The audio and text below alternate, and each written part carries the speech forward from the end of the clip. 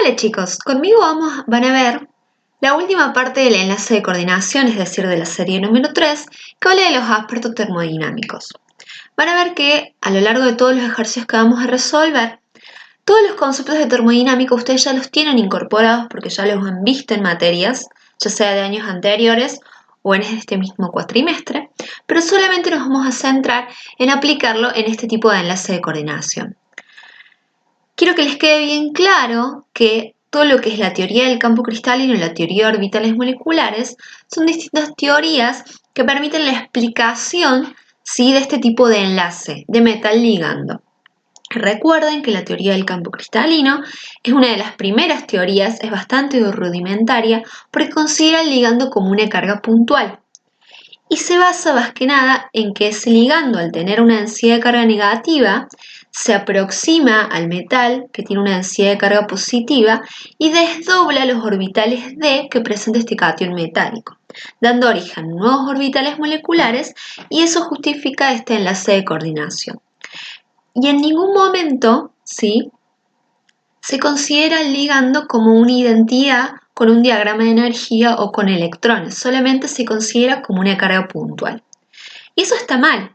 Entonces surgió la teoría de orbitales moleculares que permitió explicar por qué ciertos complejos son más estables o ciertos ligandos son más fuertes, ¿sí?, debido a estos nuevos diagramas de energía, dando origen a ligandos pi donor, pi aceptor, sigma donor, definiendo así al ligando con una característica propia. Y también es importante que sepan que la serie espectroquímica que le hemos visto en conjunto con la teoría del campo cristalino es una evidencia experimental, ¿sí? No es algo que lo determinó la teoría del campo cristalino, ¿sí? Es algo que surgió experimentalmente y que complementa un poco la teoría del campo cristalino, pero no es la teoría del campo cristalino. ¿Estamos de acuerdo? Entonces, hasta ahora nos tiene que quedar bien claro qué características son definidas por la teoría del campo cristalino y cuáles características son definidas por la teoría de orbitales moleculares, ya que en esta guía hay una de las preguntas que nos especifica que determinemos qué características están definidas por cada una de estas teorías. Entonces, vamos a empezar un poco primeramente lo que voy a hacer es darles como un panorama de lo teórico en conjunto con la resolución incompleta del ejercicio número 1, y luego voy a hacer la resolución del ejercicio número 3, 4 y 5. Por ende, terminar el ejercicio número 1 y terminar el ejercicio número 2 lo tienen que realizar ustedes, y van a ver que todo lo que voy a hacer en este video van a ser las herramientas para que ustedes lo puedan realizar. Es muy importante que veamos en qué consisten estas reacciones de los ligandos, ¿sí?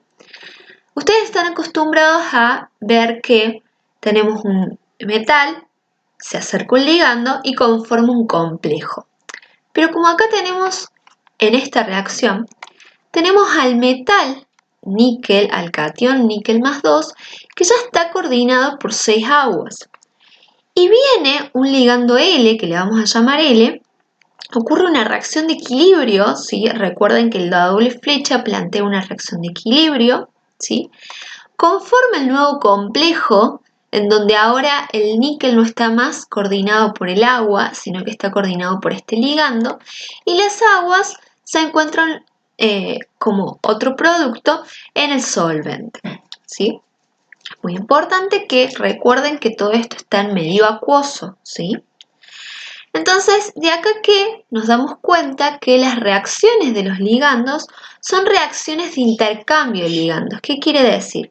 Para evaluar cuál ligando es más fuerte con respecto al otro, no solo teniendo en cuenta la teoría de orbitales moleculares, sino que teniendo en cuenta esta constante de equilibrio. Es decir, si yo, por ejemplo, tengo que esta reacción tal cual está escrita tiene una constante de equilibrio igual a 100, por ejemplo, significa que el ligando L pudo desplazar a todas las moléculas de agua y formar este nuevo complejo. Pero si, por ejemplo, esta reacción tal como está escrita presenta una constante de 1 por 10 a la menos 25, por ejemplo, es una constante muy pequeña, implica que ligando L no desplaza completamente al agua, sino que le cuesta desplazar a las moléculas de agua, ¿sí? Entonces, recuerden que el valor de la constante me indica si la reacción tal cual como está escrita es favorecida hacia un sentido o es favorecida hacia el otro sentido. Eso es definición de reacciones de equilibrio que ustedes ya han visto. Entonces, yo tengo acá la reacción que en este caso le vamos a llamar reacción global porque es el desplazamiento total de todos los ligandos agua por ligandos L. Y la reacción global la vamos a definir con una constante de equilibrio que en este caso le vamos a llamar a la constante de equilibrio en vez de K, le vamos a llamar beta. Y recuerden que las constantes de equilibrio están definidas por la concentración de los productos sobre la concentración de los reactivos elevado a n, que n van a ser los coeficientes estequiométricos de cada uno de los reactivos y productos. Y ahora ustedes, si recuerdan, ¿por qué acá en productos no coloqué el agua? ¿Sí? Recuerden que el agua y los sólidos presentan una actividad igual a 1. Por ende, no se tienen en cuenta en la constante de equilibrio. Es muy importante también otra definición, es que esta reacción tal cual como es, no ocurre en una sola etapa. ¿Qué significa? Si yo tengo este complejo de níquel, no es que los 6 ligandos L en una sola etapa de una van a desplazar las 6 moléculas de agua y conformar este nuevo complejo. Al contrario, este es la reacción global y por ende, para que tengamos este nuevo complejo hexacoordinado de L, tiene que haber etapas sucesivas, es decir, que un ligando L desplaza una molécula de agua, en otra etapa otro ligando L desplaza otra molécula de agua y así sucesivamente hasta desplazar todas las moléculas de agua. Cada una de esas etapas sucesivas, al ser etapas de equilibrio, van a estar determinadas por una constante de equilibrio. Por eso es que la reacción global, para distinguirlas de las reacciones sucesivas, le vamos a llamar beta. Bien, es importante que veamos ahora un ejemplo con valores, ¿sí? Como es el caso del níquel con agua y con amoníaco. Tenemos inicialmente el complejo acuo de níquel y lo que vamos a ver es el intercambio de ligando con ligando amoníaco, ¿sí? Como ven, yo hice acá todas las etapas sucesivas, ¿sí? Como ven, tenemos las 6 moléculas de agua más un amoníaco conformando un producto que está coordinado con agua y entra un amoníaco, es decir, que este amoníaco desplaza una molécula de agua y teniendo otra molécula de agua como producto. El producto de la primera etapa sucesiva va a ser el reactivo de la segunda etapa y así sucesivamente. Y cada una de ellas está definida por una constante de equilibrio. Y luego aquí planteé la reacción global. La reacción global está definida, como bien sabemos, por una beta, que la beta es la constante de equilibrio, y que si esta reacción global está determinada por estas 6 reacciones sucesivas, estas 3 etapas sucesivas, esto quiere decir que la constante beta también se puede obtener por la multiplicación de la constante de cada una de las etapas sucesivas, ¿sí? Es por ley de Hess. ¿Estamos? Bien. Importante. En este caso el amoníaco es monodentado. ¿Qué significa? Como el agua es monodentado y el amoníaco es monodentado, cuando un amoníaco quiere interaccionar con el metal, al ser monodentado, va a desplazar solo una molécula de agua, ¿sí? Si, por ejemplo, el amoníaco fuera bidentado, ¿qué quiere decir? Que una molécula de amoníaco, al interaccionar con el metal, lo va a interaccionar a través de 2 zonas, por ende que al entrar un amoníaco, en vez de salir solo un agua, van a salir 2 moléculas de agua. Esto para que lo tengan ustedes como concepto, más adelante lo vamos a ver bien en detalle, en los ejercicios que faltan.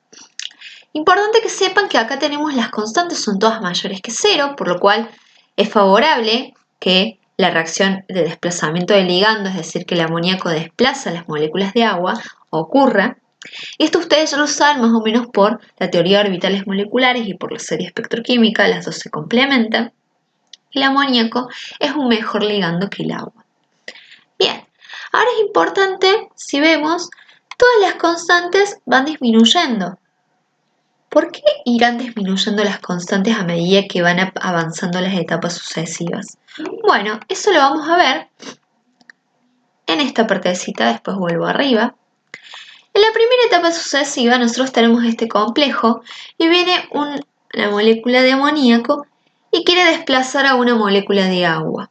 Ahora, este amoníaco tiene 6 sitios ocupados por agua que son indistintos. ¿Qué quiere decir? Los 6 están ocupados por la misma molécula de agua, ¿sí? Por agua, por moléculas de agua. Entonces, para él es indistinto ocupar un sitio de este complejo porque está con todas las moléculas de agua. Por el contrario, en la segunda parte, en la segunda etapa sucesiva, ya está ocupado por el amoníaco, entonces ya no tiene más sitios posibles para ocupar, sino que en vez de ser 6, tiene 5 sitios, o sea, un sitio menos que el anterior. Si seguimos avanzando con las etapas sucesivas, ya no va a tener 5 posibles sitios, va a tener 4, después va a tener 2, después va a tener 1. Entonces, a medida que van ocurriendo estas etapas sucesivas de intercambio de ligandos, la probabilidad de ocupar sitios es cada vez menor. Por eso es que las constantes van disminuyendo, ¿sí? Entonces, la razón por la cual en las etapas sucesivas las constantes disminuyen es por esta cuestión de la probabilidad de sitios que tiene este nuevo ligando a ocupar y desplazar el ligando que ya presentaba este complejo. Bien, en esto espero que les haya quedado claro, si no me consultan. Importante, recalco de vuelta esto. Esta es la definición de beta, que es la reacción global. Recuerden, es la concentración de productos elevado al coeficiente estequiométrico sobre la concentración de reactivos elevado a la coeficiente estequiométrico. Recuerden que si ustedes les pide plantear la constante de equilibrio, no solo es poner K después de la reacción sucesiva, de la etapa sucesiva, sino que es escribir así: K es igual a la concentración de los productos sobre la de los reactivos. Y recuerden que los sólidos y agua no van en las constantes porque presentan una actividad igual a 1.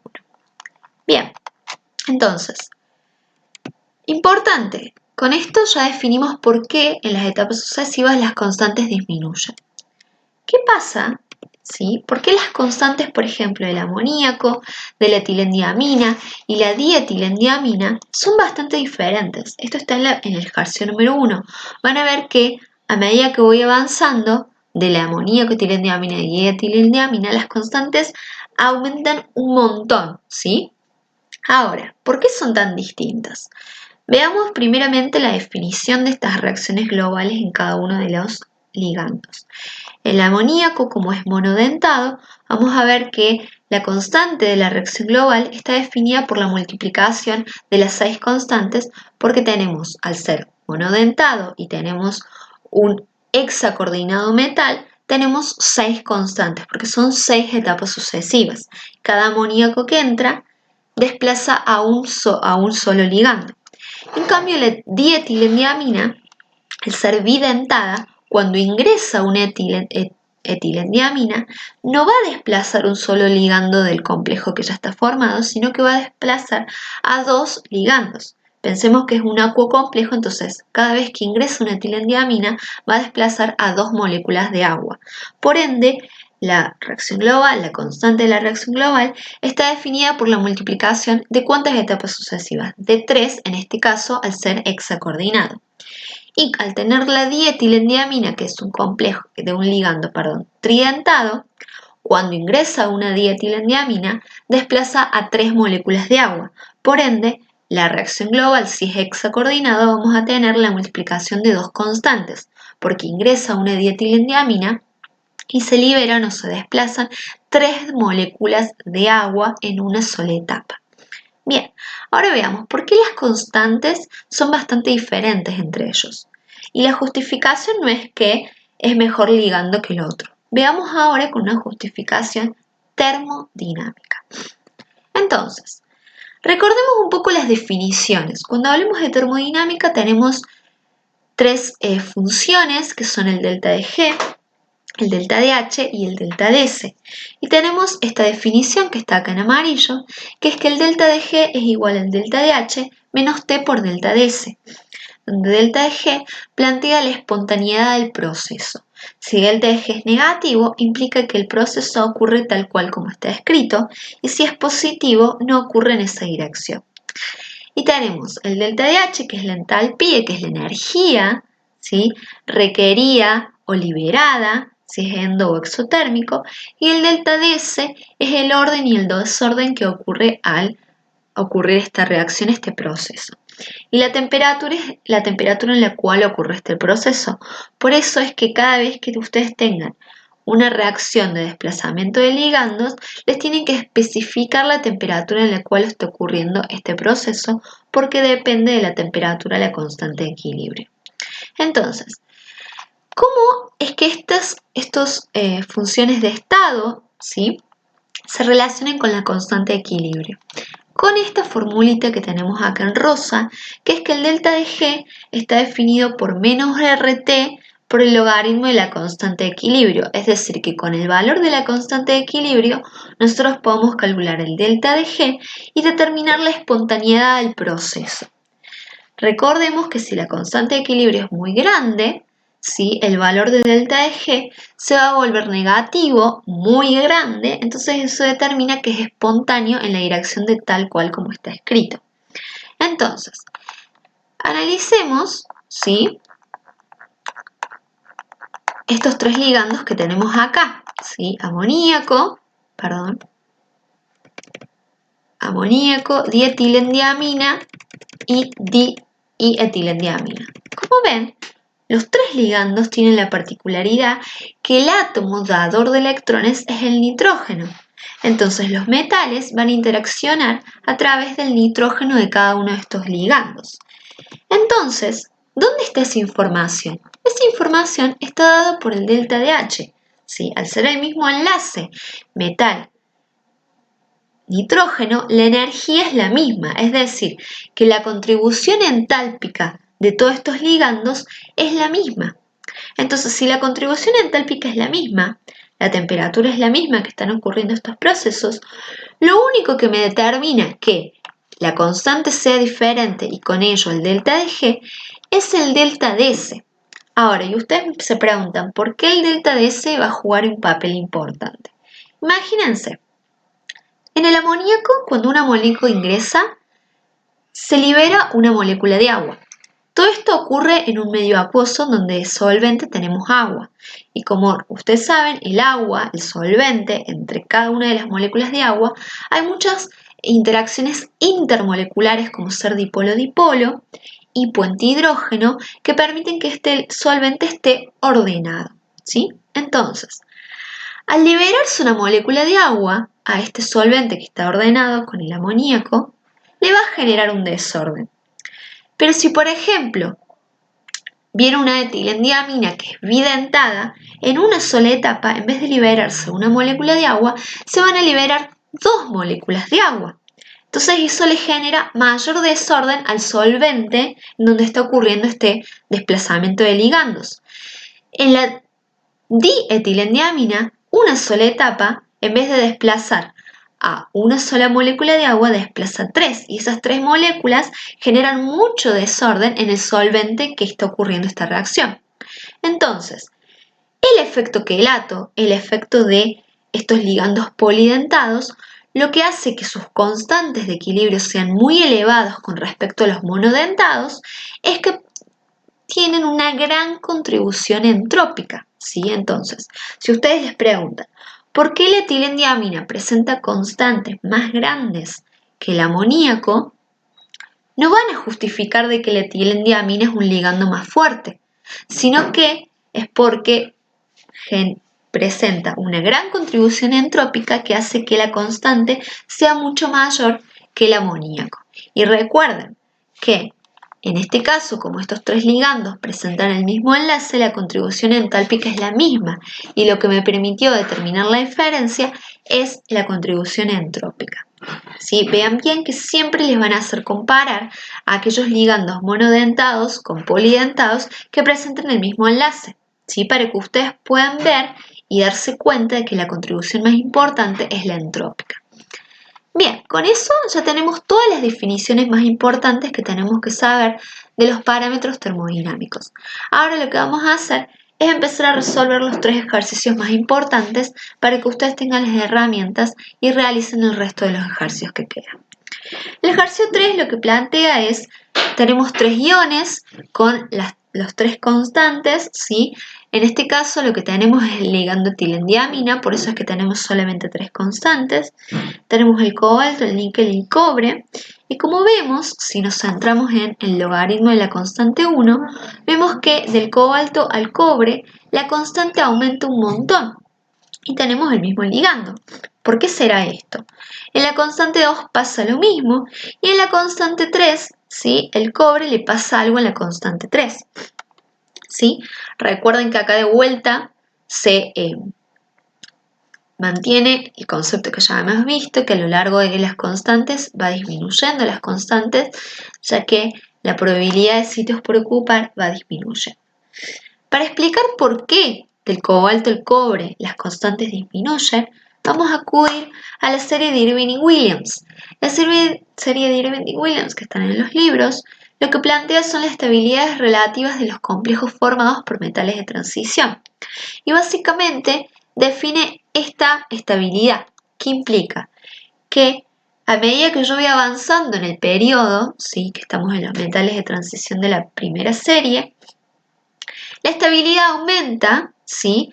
Conforme avanza en el periodo, conforme el radio disminuye. Recuerden que en el periodo, a lo largo del periodo, el radio disminuye, ¿sí? Porque aumenta la carga nuclear efectiva.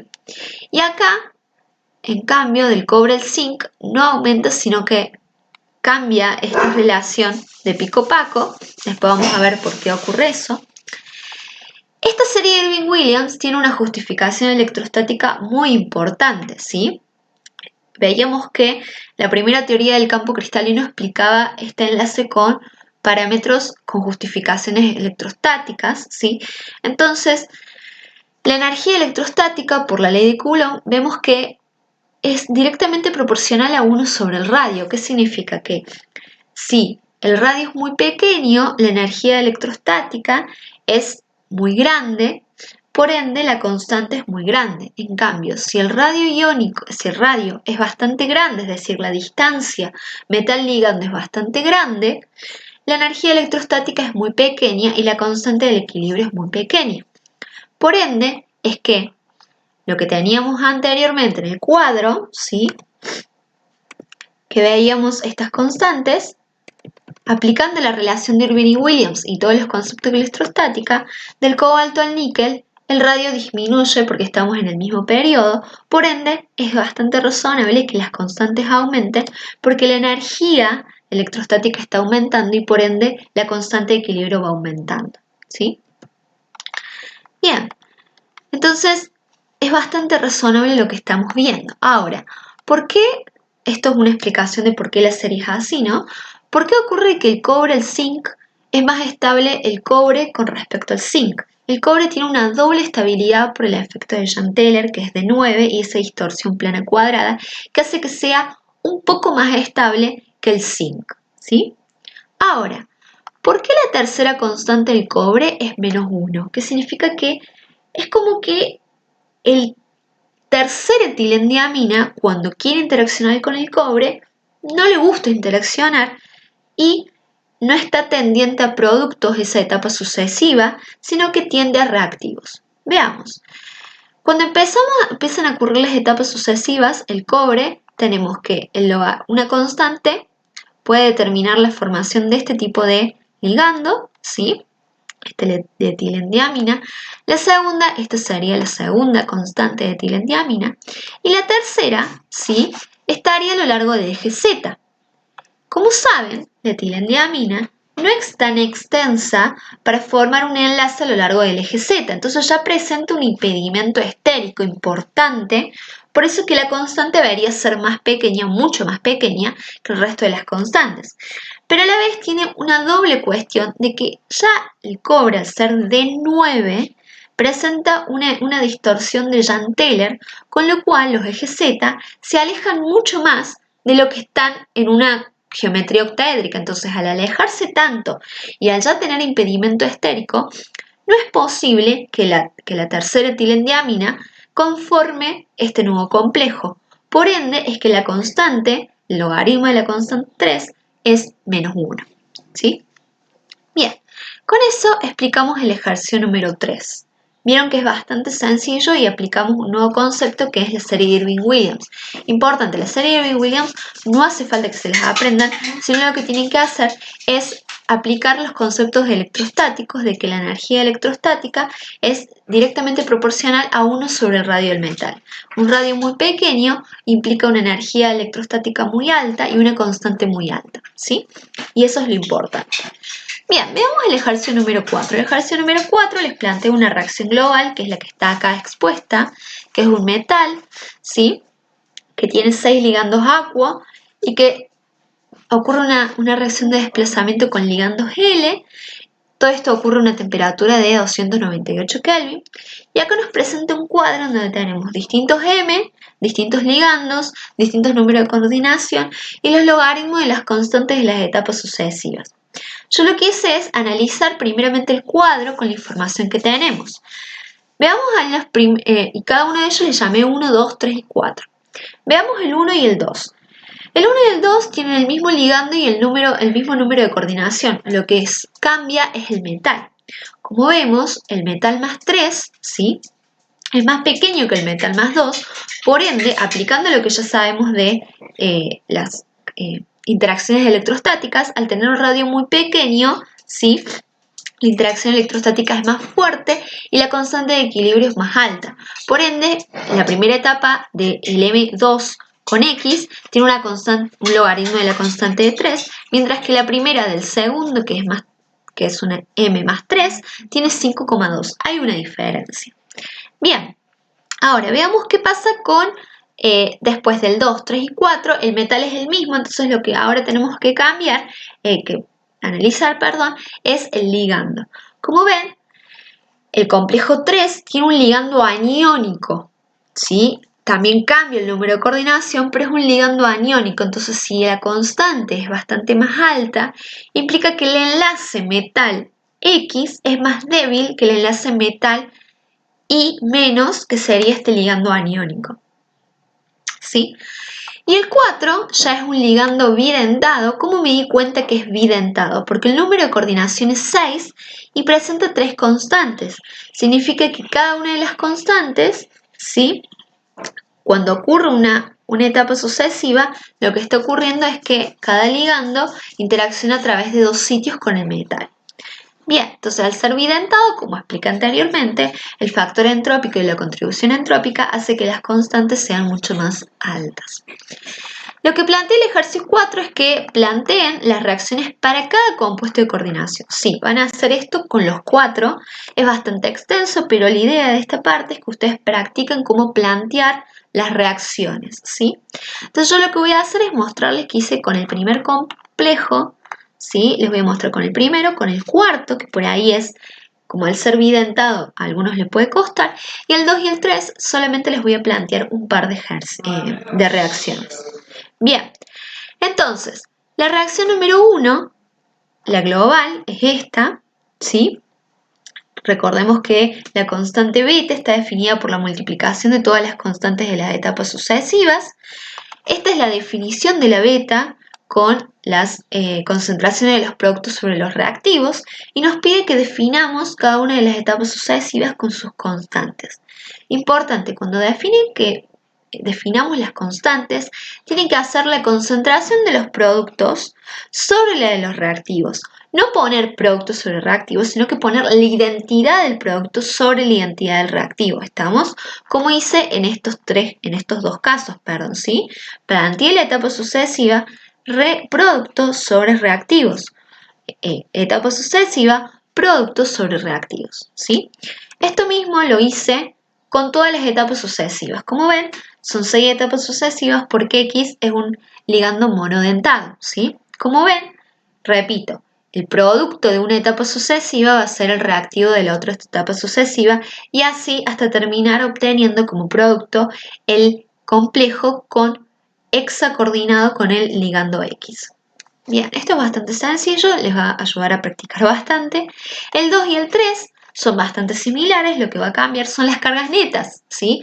Recuerden que al tener un metal más 3, ¿sí? Van a tener acá el más 3 y acá tenemos un ligando que es I-, entonces va a cambiar la carga. Recuerden eso al plantear la reacción, porque puede estar absolutamente bien todo, pero las cargas están mal, entonces está mal, ¿sí? Entonces recuerden ver bien cuál es la carga que tiene el ligando, cuál es la carga que tiene el metal para definir bien el complejo.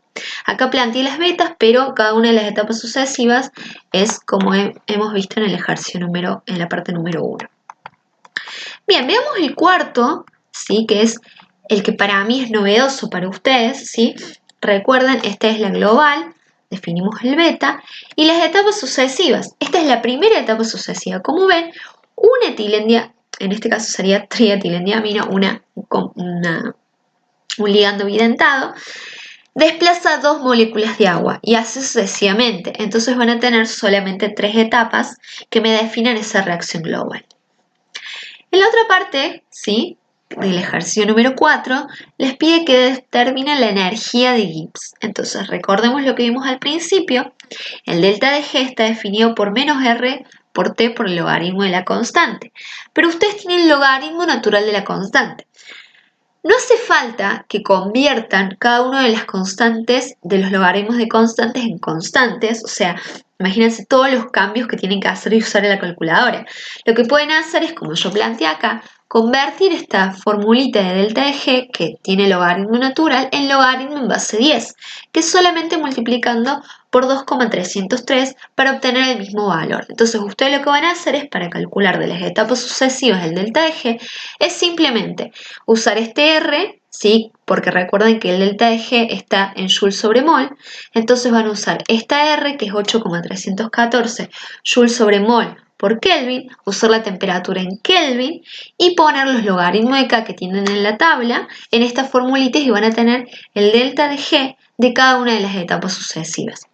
Y para calcular el delta de G de la reacción global, de nuevo, ustedes saben que beta está definido por la multiplicación de las constantes, pero eso no quiere decir de vuelta que conviertan las constantes en logaritmos, sino que aplicando una propiedad de logaritmos saben que el logaritmo de beta se va a definir como la suma de todos los logaritmos. Entonces, para sacar el logaritmo de beta, lo único que tienen que hacer es sumar todos los logaritmos de las etapas sucesivas en la tabla y calcular y ya tienen el logaritmo de beta. Entonces, con esta fórmula van a calcular los delta de G para cada etapa sucesiva y el delta de G para la etapa global. Bien, ahora otra de las partes que me preguntan en ese ejercicio es la estabilidad. Yo lo que agarré es cada uno de los complejos, le definí el logaritmo de beta, que sería el logaritmo de la constante de la reacción global, y como vemos hay una diferencia entre cada uno de ellos. Ya habíamos analizado un poco con las etapas sucesivas, con las constantes parciales, pero con la reacción global tenemos la definición completa de que por qué hay una diferencia.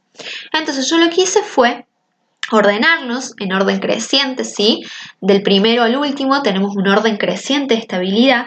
Recuerden que la estabilidad termodinámica me la da el valor de la constante de equilibrio, ¿sí? No hay otro parámetro que me permita definir la estabilidad termodinámica. Entonces, de acá yo puedo analizar por qué un complejo es más estable que el otro. El primero con el segundo, la única diferencia, vamos a recordar, es la carga del metal. Entonces, al presentar más carga, el radio es menor, por ende la constante es más alta por la interacción electrostática que aumenta.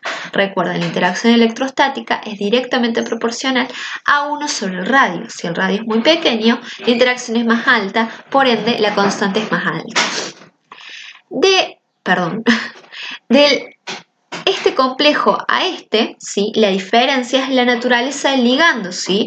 La naturaleza aniónica del ligando, es decir, la interacción MX y la interacción MI-. Con este análisis nosotros vemos que la interacción MI I menos es bastante más grande, es una energía más grande, es más estable que la de interacción M con X. Por eso es que yo acá puse que es el efecto entálpico que hay en este análisis de estos dos complejos, porque es la interacción M con I menos. Y luego la última, ¿sí? Es bastante sencillo porque lo definimos en el ejercicio número 1. Al ser un ligando bidentado, el efecto más importante es el efecto entrópico, ¿sí? Que hace que esta constante sea bastante más grande. Bien. Otra de las cuestiones más importantes, y es la última, es el poder oxidante. Acá de vuelta aplicamos una nueva fórmula. Sabemos que el delta de G está definido por menos R por T por el logaritmo de K.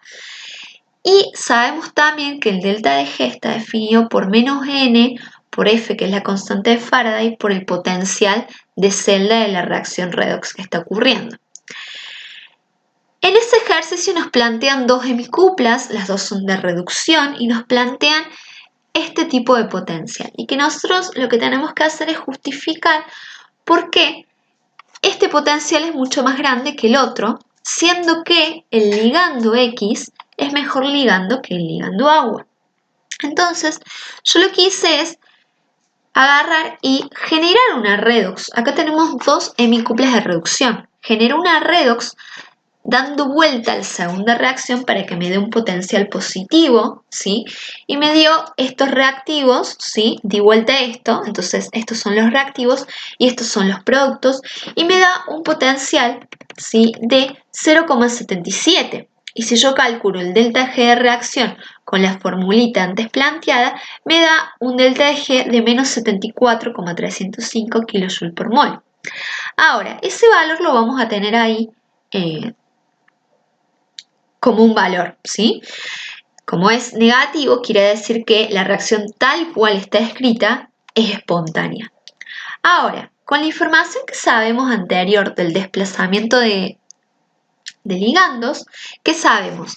Que el agua, al ser desplazada por X, tenemos una constante y me va a dar este delta de G, ¿sí? ¿Por qué hice este tipo de desplazamientos? Porque yo lo que quiero es demostrar que esta reacción tal cual está escrita por la reacción redox, ¿sí? Con las reacciones de desplazamiento me da la misma información. Entonces, yo sé que este acu complejo más 3 me tiene que ser desplazado por el complejo, por el ligando X, perdón, y luego tenemos este complejo con X más 2 que tiene que ser desplazado por agua. Entonces, si hacemos, vemos que el primer desplazamiento de agua por X me da un delta de G negativo, lo cual es esperable porque es espontáneo, ya que X ahí hemos visto que es mejor ligando que agua. Pero si hacemos lo contrario, pero con el catión más 2, que es lo que tenemos de el otro reactivo con el otro producto, vemos que el delta de G es positivo, con lo cual no es espontáneo. Y es de esperarse porque el agua no es mejor ligando que X, entonces no va a poder desplazar X. Si yo agarro y esto hago de vuelta una ley de Hess, dando origen a esta reacción que yo planteé antes con las hemicuplas, obtengo el mismo delta de G de reacción que es negativo. Entonces, ¿qué conclusión saco? Que teniendo las reacciones de desplazamiento, yo sé que es esperable que este hemicupla tenga un potencial de reducción más alto, ya que es espontáneo que ocurra esta reacción con estos reactivos y estos productos, ¿sí? Cualquier cosa si no entienden, me escriben o les escribo, pero básicamente jugar con las reacciones redox y con las reacciones de desplazamiento con los valores ya obtenidos anteriormente, ¿sí? Bien, vamos al último ejercicio, ¿sí? Es bastante sencillo.